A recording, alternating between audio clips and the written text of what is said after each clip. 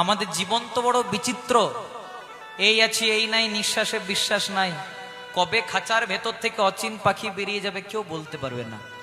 কিন্তু বেঁচে থাকতে থাকতে অন্তত 4টি জায়গা যেতে ভুলবেন না।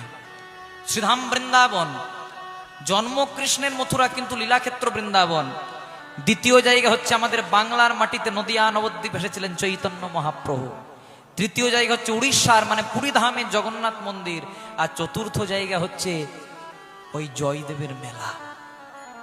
একবার দর্শন করে আসবেন। আমাদেরকে অনেকে প্রশ্ন করে, যত দেব দেবতা সবাই কি ভারতেই নামতে পেল?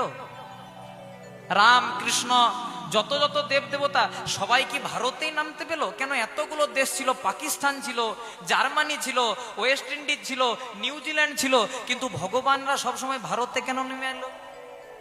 তাদেরকে একটাই উত্তর দেওয়া যায়, বাবা, এরোপ্লেন তো আর সব জায়গায় নামে না। যেখানে এয়ারপোর্ট থাকে সেখানে এরোপ্লেন নামে, যেখানে হেলিপ্যাড থাকে সেখানে হেলিকপ্টার থাকে। তেমনি ভক্তির এয়ারপোর্টটা ভারত ছাড়া অন্য কোনো জায়গায় ছিল না বলে ভারতের মাটিতে ভগবান যুগে যুগে নেমে এলো। নিতাই গৌর প্রেমানন্দ।